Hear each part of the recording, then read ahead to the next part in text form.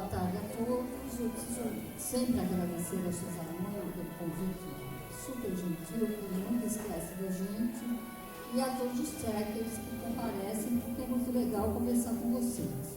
Para quem não me conhece, eu sou Finisa Fideli, eu sou médica e escritora de ficção científica. Eu publiquei pela primeira vez em 83.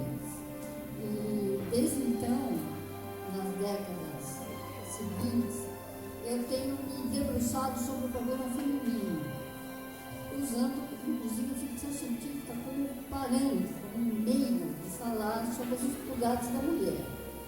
Então, tempos atrás, eu falava muito sobre o feminismo, e o feminismo que começa na década de 60, nos Estados Unidos e na Europa, e praticamente não chegou aqui, até hoje.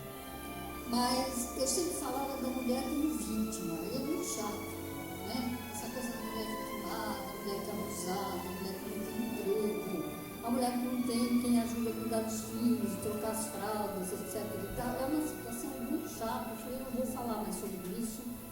Todo mundo sabe da situação da mulher vítima, não quero mais saber dessa história. Aí eu estava lendo o jornal, eu abro o jornal e diz assim: a violência contra a mulher piorou em 22% no Brasil. É difícil, né? Você fala, puxa, eu não quero falar sobre a mulher como vítima, mas ela continua sendo vítima. Mas a ficção científica nos dá lições muito legais, né? É importante a gente lembrar que a ficção científica anterior da década de 60, ela falava dos clichês, né? Então tinha o herói, a namorada do herói, a vilã que ia atrapalhar a vida do herói, tinha a cientista que ajudava o herói, mas era uma mulher que nunca ganhava um mocinho no final da história, enfim, os clichês que a gente está acostumado a ver, principalmente na ficção científica cinematográfica, né? Porque na ficção científica literária havia uma certa abertura. E também as pessoas não sabem, né, que haviam muitas autoras de ficção científica que escreviam ou com nome de homem ou com apenas as iniciais, para que o público, que era predominante masculino, não soubesse que eram autoras, que eram mulheres escrevendo. Isso mudou completamente a partir do momento que a mulher ela chega no mercado de trabalho, ela começa a entrar em todas as áreas do conhecimento, da ciência, nas forças armadas, na astronomia, elas se tornam astronautas. Então esse tipo de discussão acaba e agora a gente tem um novo padrão de mulher.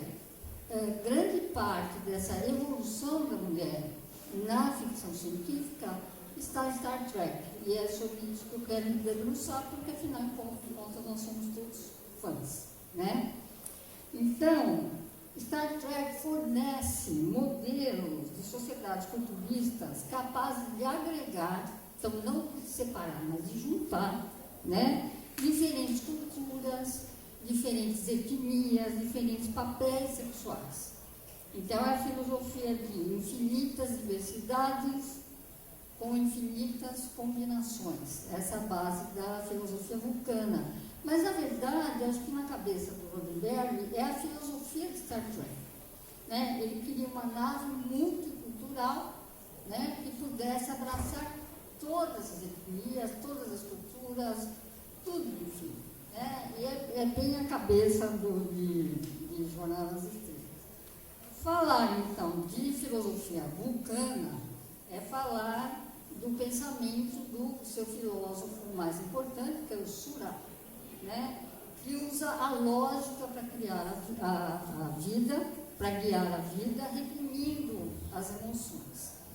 Isso é uma coisa meio zen budista, tá? Quer dizer, na filosofia zen, o que os monges pregam é isso: você se abstém das emoções, né? E centra o seu pensamento naquilo que é mais importante. E é mais ou menos por aí que os vulcanos fazem. É claro que os vulcanos vêm de uma sociedade guerreira muito violenta, tão violenta que dividiu o planeta, né? Uma parte do pessoal se mandou, foi embora para outro mundo e criou uma outra sociedade, né? E o resto que ficou em Vulcano aprendeu que se eu conseguir controlar esse meu lado agressivo, eu vou ser capaz de construir uma grande civilização. E é o que eles fazem, né? A sociedade vulcana é muito desenvolvida socialmente, ela é desenvolvida tecnologicamente, e ela não é mais uma sociedade guerreira. Ela é a base, uma das bases da federação.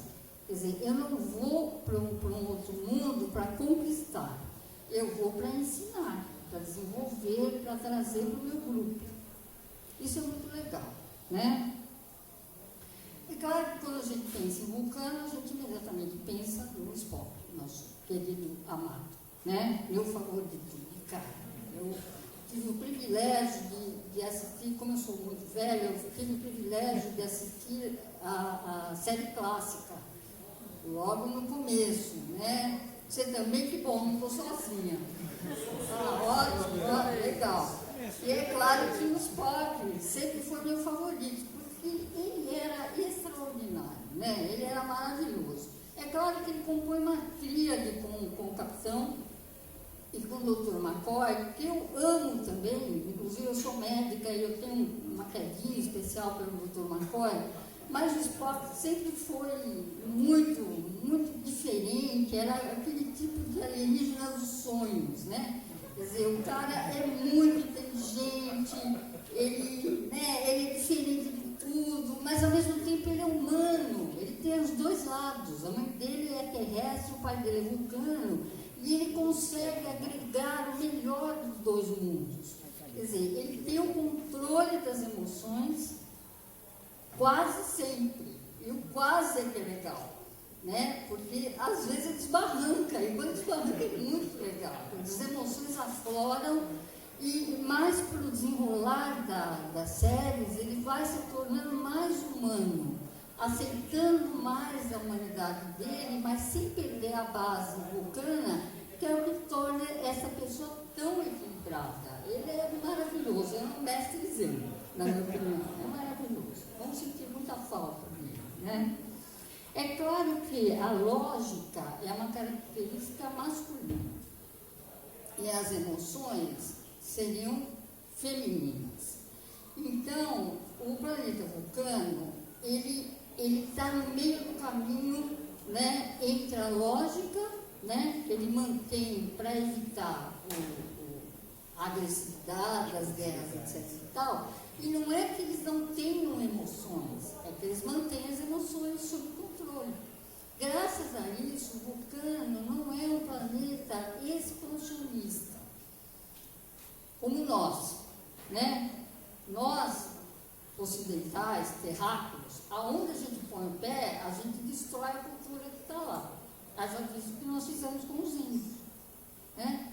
Quer dizer, a gente chega num lugar que tem uma cultura diferente, a gente vai lá e absorve e destrói. Não é o que os ucranianos fariam.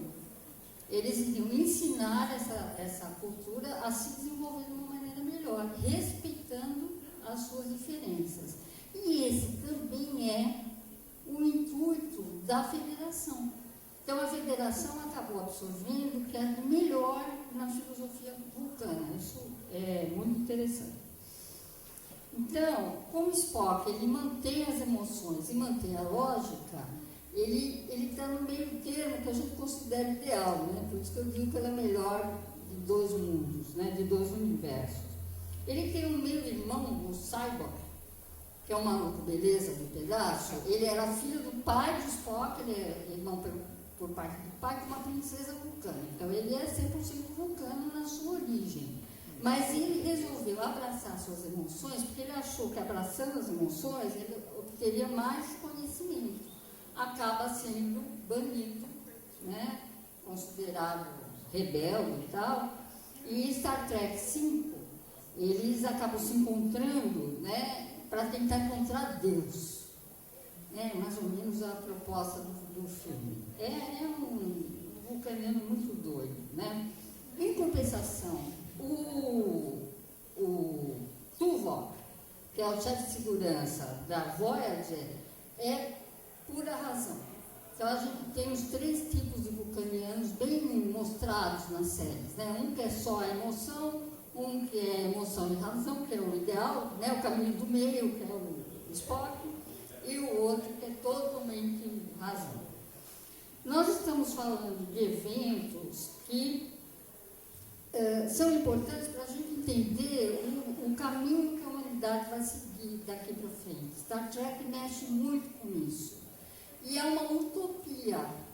O que Star Trek prega é uma sociedade igualitária, uma sociedade onde não há dinheiro, não há fome, onde são respeitadas as diferenças entre os povos.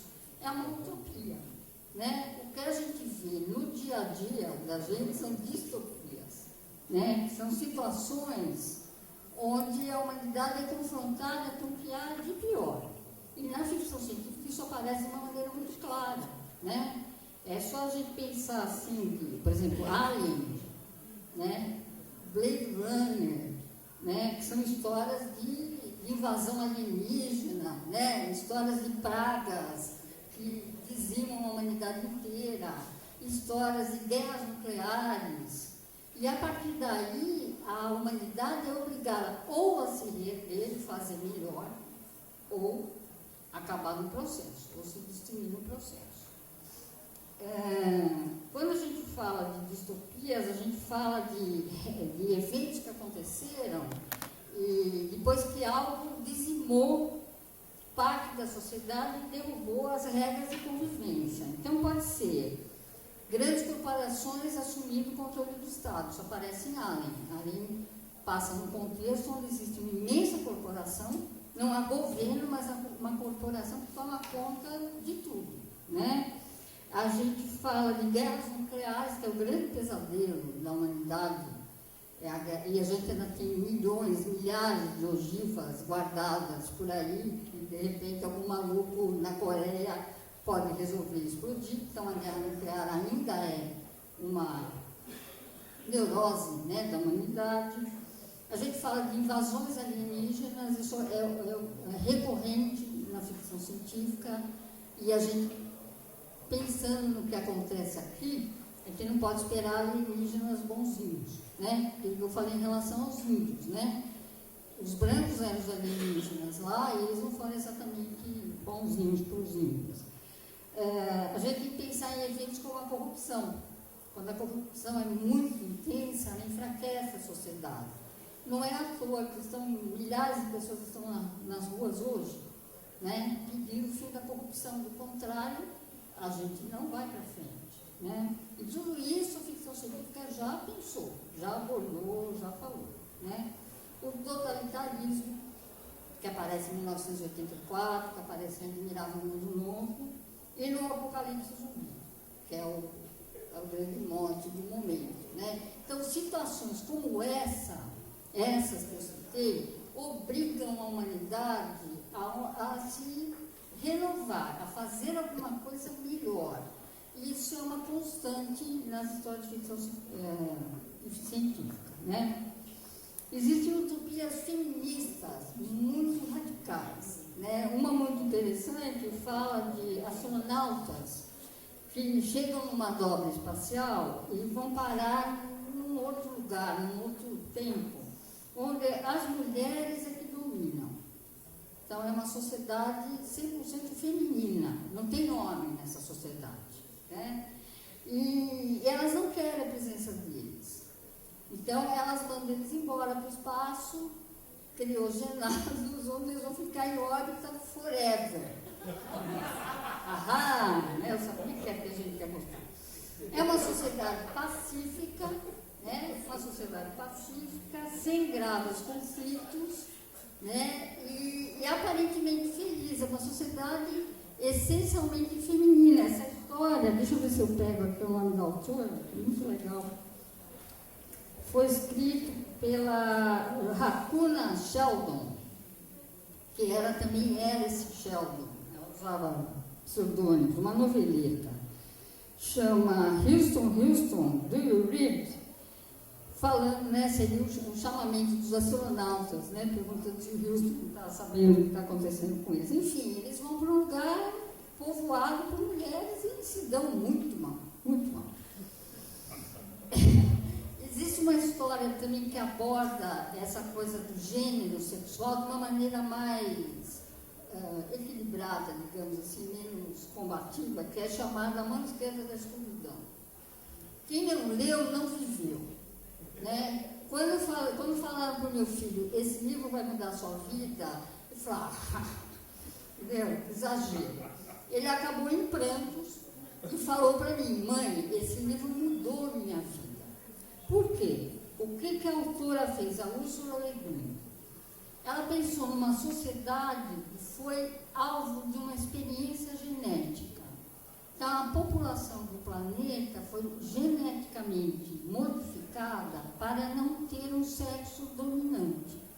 Eles eram hermafroditas perfeitos, ou seja, tem os dois sexos. Só que cada sexo só se manifestava diante de uma transformação hormonal provocada pela presença do outro. Então, se um neutro estava na presença de um homem, de um colega, né, que tivesse características masculinas, os seus hormônios imediatamente a transformavam em mulher. Ela começava a apresentar características femininas. Percebe? E aí podiam ter relações normais. E podiam engravidar. E podiam gerar filhos. Certo? Agora, num determinado momento, esse papel pode se inverter. Então, quem é pai de uma criança, numa época, pode ser mãe de outra criança. A mesma pessoa pode ser simultaneamente pai ou mãe de seus filhos.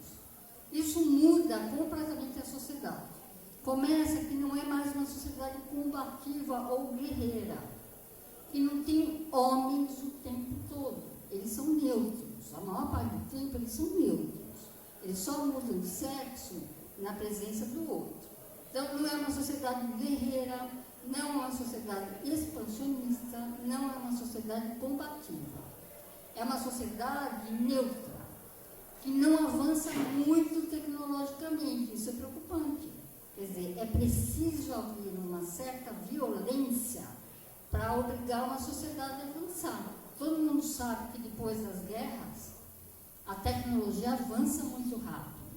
E junto com isso, a medicina, a ciência, enfim, tudo avança muito rápido depois de um conflito agressivo. Como nesse planeta não tem, então eles avançaram tecnologicamente muito pouco. É uma sociedade mais de politicagem. Aquela coisa de mulher, você mesmo sabe como a coisa está funcionando, tá? Sabe, aquela coisa mais insidiosa, mais de politicagem. Não é uma sociedade de briga ou de guerra, mas também uma sociedade mais estagnada em relação às sociedades da gente, por exemplo. Né? O grande interesse que essa história causou foi porque, de repente, as pessoas pararam e pensaram, peraí, e se não tivesse mais os dois sexos, como é que eu seria? Como é que a minha reação em relação ao outro seria? Como é que a minha sociedade seria? E ela gera discussões acirradas até hoje. Eu recomendo vivamente que vocês leiam, para entender o que eu estou dizendo.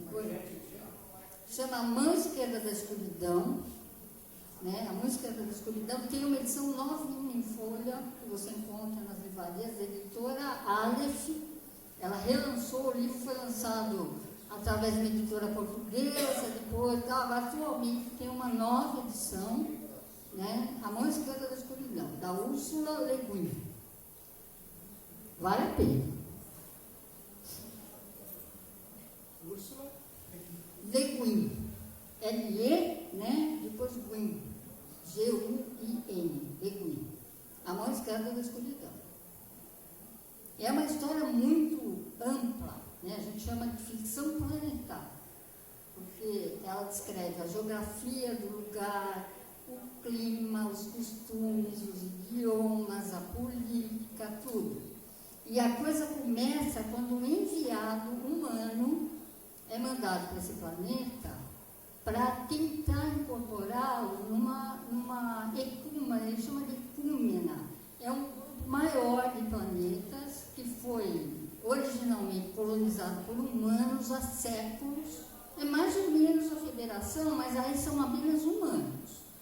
E esse enviado, ele vai ver se o planeta, que é chamado de inverno, né? Porque é um planeta muito frio, muito distante do Sol deles. Então, se esse planeta inverno está pronto para fazer parte desse grupo maior de planetas. Quando ele chega lá, como ele é um homem 100% do tempo, ele é considerado uma aberração. E ele é muito mal recebido pelas autoridades do lugar. Porque que raio é esse sujeito que está o tempo todo pronto para o sexo, né?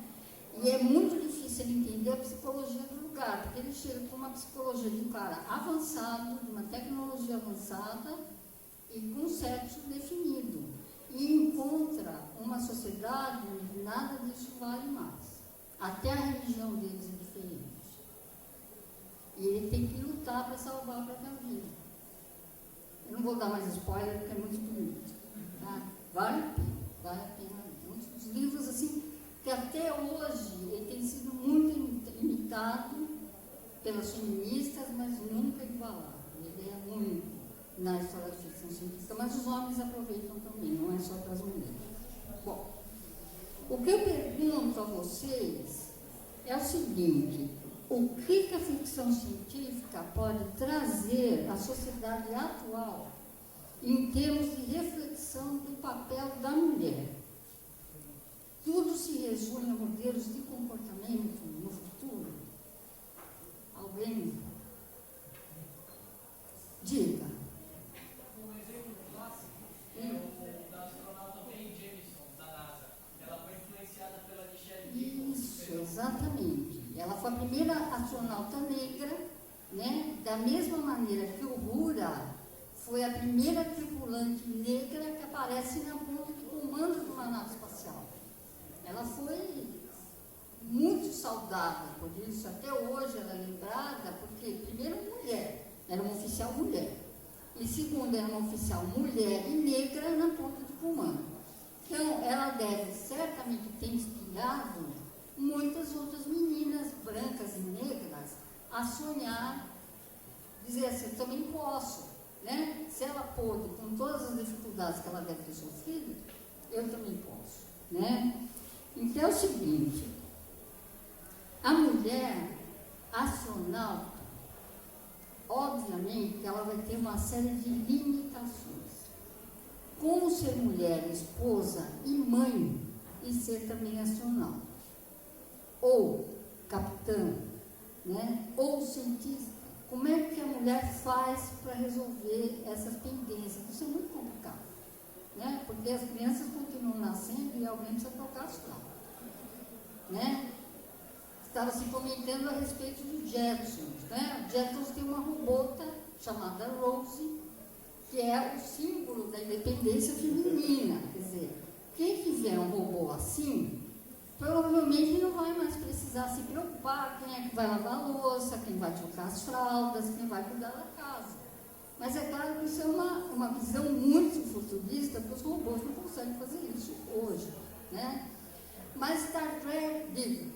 Só uma notinha mental que é interessante, que a Rose é um robô, mas é um robô em formato feminino, né? Exato, porque tradicionalmente a doméstica é mulher, né? Lógico, sem dúvida.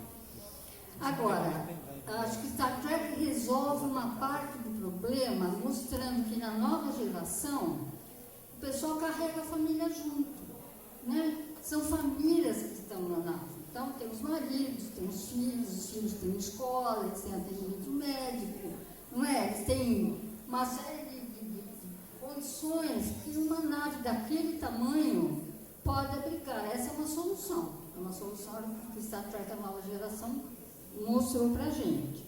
Mas eu gosto muito de uma capitã de nave espacial que aparece em 2010. 2010 é a sequência de 2001 do Arthur Clarke, né? Então, tem o livro e tem o filme. No filme, 2010, o ano que falamos contato, ela é interpretada por Helen Mirren, maravilhosa, atriz britânica maravilhosa. Ela interpreta uma capitã russa. Ela é comandante da nave que vai ajudar os americanos a resgatar como é que chamava? Não, a nave americana vai tentar resgatar a Discovery que ficou perdida lá na órbita de Júpiter, né? Então, ela é uma mulher, ela avisa que ela é casada e que ela tem uma filhinha e que ela deixou na Terra. E a gente sabe que ela vai levar anos para voltar para casa, porque não existe dobra espacial, né? Então, o pessoal viaja até criogenado para não morrer no processo. Então, ela sabe que quando ela voltar para casa, a filha dela provavelmente já será adulta, o que absolutamente não impede de fazer a viagem. E tem uma conversa muito divertida entre ela e o Dr. Freud. O Dr. Freud é o cientista criador do Hall, aquelas histórias todas lá, que é interpretado pelo Roy Scheider, que ele pergunta para ela assim, sua filha é loira? Ela diz, que legal, deixa eu apresentar para o meu filhinho, porque ele gosta de loiras. Então, esse homem, ele também deixou mulher e filho aqui na Terra.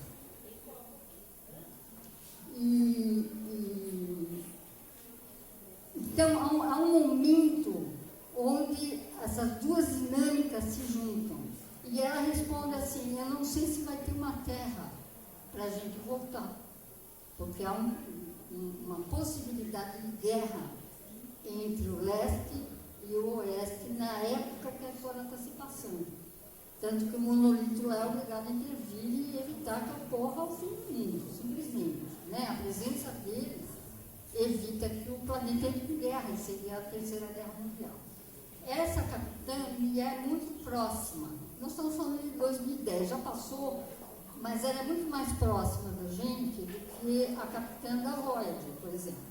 Está muito distante do nosso futuro e vem de uma sociedade utópica. Essa capitã russa podia ser qualquer uma das nossas filhas, não tenho nenhuma dificuldade nisso, mas ela vai ter que contar com ajuda para poder criar a filha dela. Não é à toa que ela veio de um país comunista. Porque num país comunista, na época que o filme foi feito, havia um Estado que era mais atuante no sentido dos direitos da população. Né? Eu não estou fazendo apologia do comunismo mesmo porque eu não sou. Mas eu estou falando do estado de bem-estar social, que é uma situação que surge depois da grande quebra da Bolsa nos Estados Unidos, em 1929, quando o pessoal chegou na miséria absoluta e teve uma dificuldade absurda para se reerguer e que vieram que contar com a presença do Estado. Então, depois da Segunda Guerra, isso se amplia, principalmente na Europa. Os países europeus, eles assumem essa coisa do bem-estar social de uma maneira mais sólida do que a América do Norte, a América do Sul, nós, assim, né? O que é, né? É uma situação onde o Estado é responsável pelas condições básicas. Tem educação para todo mundo, saúde para todo mundo, auxílio-desemprego, legal, né? Renda mínima, recursos para a criação dos filhos, enfim, aquilo que a gente sonha, né? E que a gente vai para a rua pedir. Por isso que as pessoas estão na rua, estão pedindo base. Olha, eu quero ensino gratuito para todo mundo. Eu quero que o SUS funcione, porque o SUS é um bom projeto, só que não funciona, né? Para todo mundo. Eu quero educação de qualidade desde o maternal. Eu quero creche, para que a mãe possa sair para trabalhar e deixar a criança assistida. São condições básicas, mas poucos países alcançaram, principalmente os países do norte da Europa. Eles alcançaram, são países pequenos, com democracias muito sólidas. E aí nós estamos falando da Noruega, Dinamarca, Finlândia, Islândia e Suécia. Esses países têm essa situação perfeita, digamos assim. São países pequenos, né? E eles também têm que pensar que se as mulheres não quiserem mais ter filho, porque elas têm que trabalhar e não têm tempo para ter filho, o país que já é pequenininho, ele vai encolher ainda mais. E como você pode pensar em aposentadoria e cuidar, com menos gente trabalhando. Então, eles pensaram muito sabiamente que, bom, vamos cuidar da mulher e das crianças. Porque assim as mulheres terão mais filhos, né? Esses filhos serão mais saudáveis, mais inteligentes, mais bem preparados para o trabalho e a redistribuição de renda vai ser melhor. Acho que é um conceito básico que me parece que Jornada nas Estrelas abraça também. E que nós não podemos falar em feminismo enquanto a gente não alcançar essa coisa básica, que é para todo mundo, para homem, mulher e criança. Tá bom? Alguma colocação? A gente está aberto a qualquer crítica. Diga. Uma colocação da série clássica também, é um episódio em que nós temos duas civilizações que coexistem, mas de uma maneira muito diferente. Os Eimorgs e os Morgs. Os Morgs, na verdade, são só mulheres e os Eimorgs são só homens no estado primata. As mulheres, elas utilizam uma espécie de um professor, que é o computador, que permite que você, voltando às histórias, você absorva informações, né, de uma maneira muito simples. E, se não me engano, o nome do episódio é o cérebro de Spock. Alguém me corrija, por favor. Não, tá certo. Tá certo. É o cérebro de Spock, que eles falam justamente para que aquele cérebro pudesse gerir aquela civilização. É interessante também colocar isso. A série sempre pensou nessas coisas, né?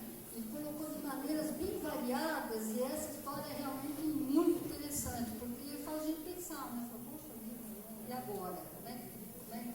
Mas provavelmente seriam sociedades muito estagnadas, né? Quando não há essa diferença entre os gêneros, a sociedade fica estagnada.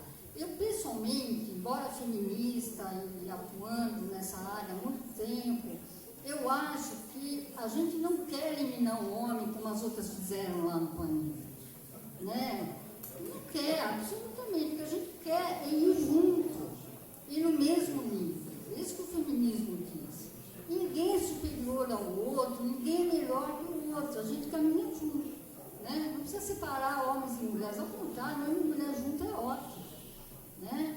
Agora, tem que ser uma sociedade mais equilibrada, porque do jeito que vai, não está equilibrada. Depois que eu vi que 22% a mais de violência contra a mulher no Brasil, é muito complicado, né? Bom, pergunta, o que é preciso para produzir mulheres como a capitã Kathleen Janeway? O que é preciso? Meninas, o que vocês acham? Eu sou super fã dela, acho ela maravilhosa, meu ideal. Bom, Por que precisa para ter mulheres como a capitã Kathleen o Janeway? que é preciso, o que nós precisamos fazer para produzir uma capitã como a Kathleen de Voyager?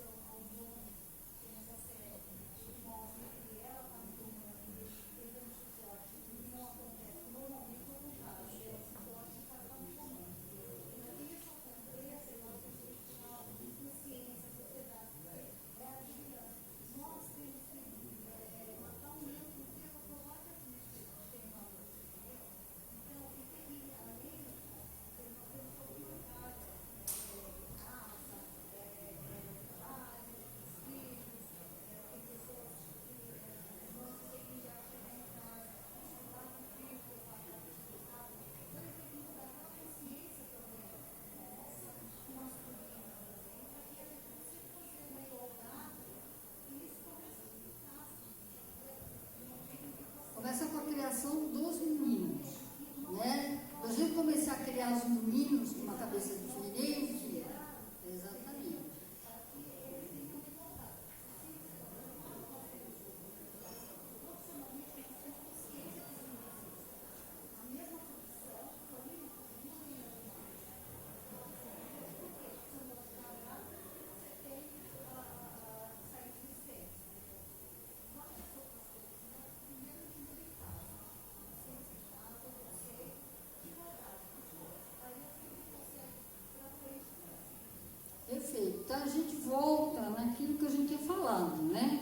são serviços básicos fornecidos pelo Estado, dirigidos especificamente para as mulheres.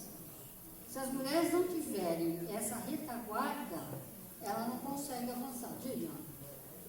Um documentário à noite, não me recordo qual país, mas é um dos países desses do norte da Europa, que eram todos loirinhos e tal, e eles estão colocando que além do Estado dar um dinheiro para auxiliar na educação do filho, os pais homens e as mães, elas tinham o mesmo, a licença maternidade era igual para os dois, eram três para os dois. E o que eles faziam normalmente? Ou o marido ou a mulher ficavam no primeiro tempo só com as crianças, e depois no segundo tempo o marido usava a licença dele para aumentar esse tempo. E o marido lá, ele cozinhava, ele levava as crianças na escola, ele fazia tudo, dividia tudo, era coisa natural para eles. Isso que a gente fala, a gente tem que dividir tarefas. Quer dizer, uma parte cabe ao Estado prover, né? Porque como é que eu vou ter uma criança saudável se eu não tenho um pré-natal decente? Se eu não tenho uma maternidade decente para essa criança nascer? Depois que ela nasce, ela precisa de comida, agasalho, vacina, assistência médica permanente, né? Depois ela precisa de escola de boa qualidade. E depois precisa de todo o resto, né? Água, nós já não temos mais. Destinação correta do lixo, só Deus sabe onde, né? Alimento de qualidade. Vocês sabiam que o Brasil é o campeão de uso de agrotóxicos na comida? Quer dizer, nós estamos criando uma geração de cancerosos, porque não tem como evitar esse tipo de coisa. Isso tudo tem que ser providência do Estado. Então, foi o que ele falou, quer dizer, a mulher tem uma licença maternidade longa, o pai também tem. Eu me lembro de um caso de um casal, clientes meus, que foram para a Holanda.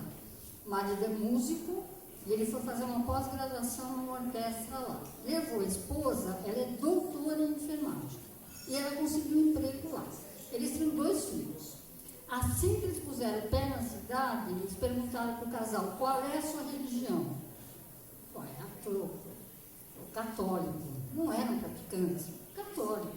Não, sabe por quê? Porque aqui as crianças pequenas vão para uma creche ligada à sua religião. Então tinha uma igreja com um padre, com um monte de voluntários que cuidavam das crianças pequenas. Então, se vocês são católicos, vocês vão para uma igreja católica. Se vocês forem judeus, vocês vão para uma sinagoga. Isso é sensacional.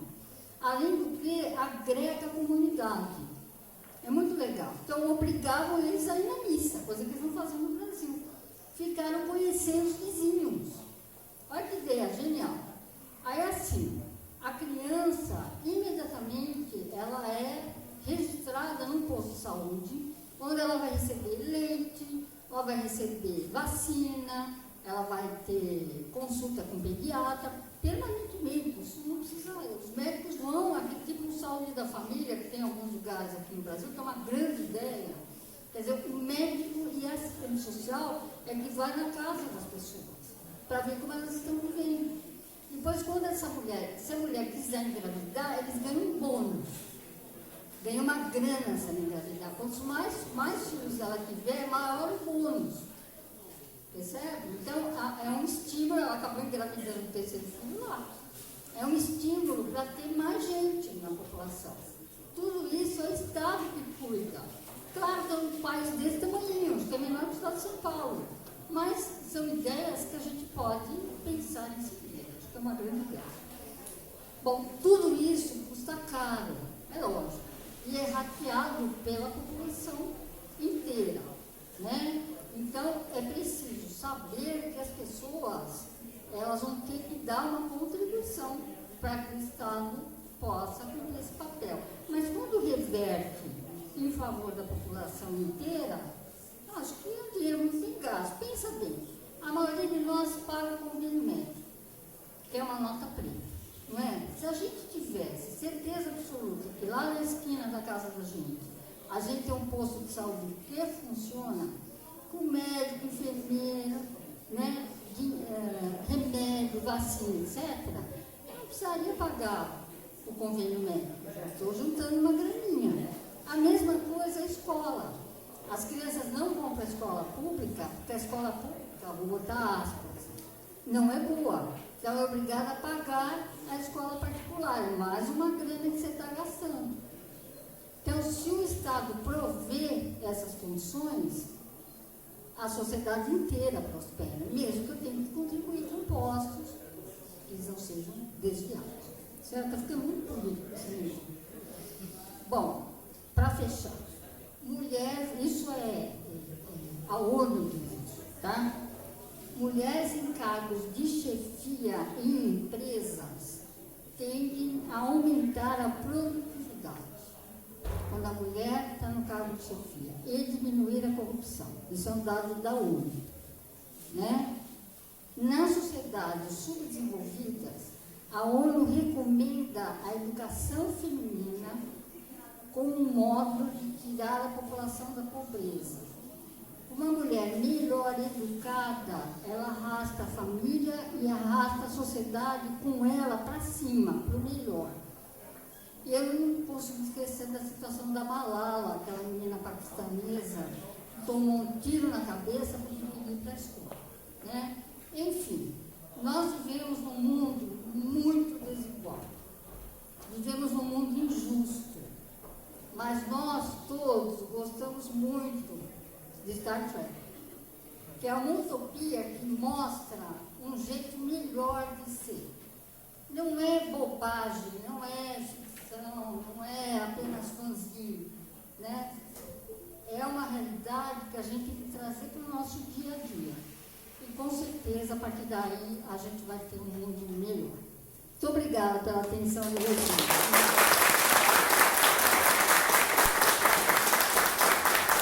Obrigado a você.